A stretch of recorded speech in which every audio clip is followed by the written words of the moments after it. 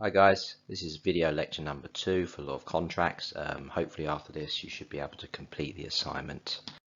We're just going to focus on a couple of areas. Remember, this is the short part of the assignment. This is task 2, and yeah, should be around 1,000 words.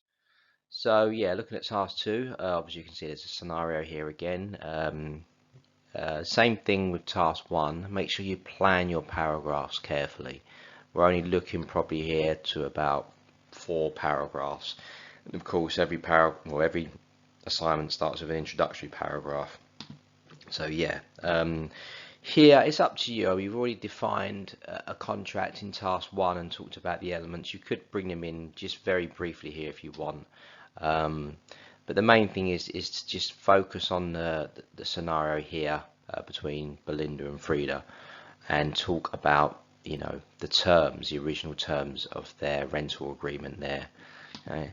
And then of course summarize the situation. There's been a change in financial situation of Frida, and so therefore Belinda's agreed to some variation in the original contract. So that's where we are with that. Let's now move on to the second paragraph. You may remember in task 1, the main focus in terms of the elements of a contract were offer and acceptance. Task 2, we're now looking at a third element of a contract, which is consideration. So once again, we're using the IDEA acronym: identify, define, explain, and apply. So in this case, we're identifying consideration, but in particular one of the rules of consideration. Now there are something like 7 in total, such as part payment is not good consideration.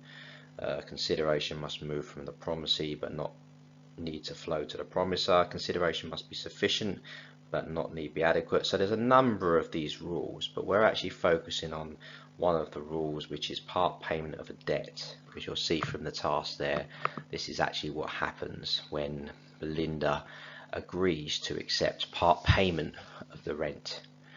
So of course you'll need to define and explain this rule, and then apply. Initially apply to case law, and as you can see, there's the Pinnell case in 1602. Mention this and how the precedents were set, and then of course apply to Belinda and Frida. What was the part payment? This variation in the contract for because of Frida's financial situation. What can be said around that? Something you probably need to clarify when discussing that in your second paragraph, relating to, as you can see here, even if one party says they will accept less than the full amount owed, they can come back and insist on full payment later, as agreeing to accept less is not supported by any fresh or new consideration, unless one of the exceptions unless one of the exceptions, such as in the Pinnell's case. So the question is, Belinda accepted part payment, but Frida also agreed to it, but she didn't give anything more. It was just £1,000, half payment, part payment, whatever. There was no additional consideration in this case. As you can see, Belinda had promised to accept half rent. Frida has not provided any consideration in return for that promise, so it is not enforceable. Okay. This is where we can throw in the statement, or it could be argued. This is where you can make an opinion as early on as the second paragraph in regards to this issue of part payment of debt. So you could say it could be argued, and then mention the issue here that no additional consideration was given by Frida. So in effect, it could be argued that Frida still owes the full arrears. Okay. The rule of part payment could be modified by the so this is what's going to happen next. You want to lead into the third paragraph. So you've made this argument around the idea of part payment of debt, and now you can say, but there are some exceptions, and the first one, or the main one, relates to the principle of promissory estoppel. which allows you then to move on to your third paragraph, which focuses on this.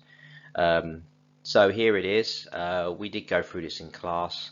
You can watch the video again. It's quite useful, but it's all about making a promise. Here's some issues. Here's the case that you need to look at in terms of promissory estoppel. So you need to, the idea acronym again, the apply part. You need to talk about this case here. So yeah, some conditions required for estoppel to be awarded by a court. There must be an existing contract between the parties. In the case of Belinda and Frida, that's pretty straightforward. One party makes a promise, which they tend to be bound by. Was there a promise made to accept half? And the other party relies upon that promise and acts in good faith. So Frida was able to stay in the apartment because there was a promise of only having to pay half. So she didn't make any other arrangements to maybe leave the flat and move out to find somewhere cheaper based on that promise that Belinda would accept half. So it's not a new contract but an agreed variation. So there was no talk of signing new contracts, it was just an agreed variation. Now this is a crucial element here. Estoppel can only be used by a defendant to receive protection, and a defendant hoping to rely upon estoppel must themselves not have acted badly. Okay, so that final part, not have acted badly.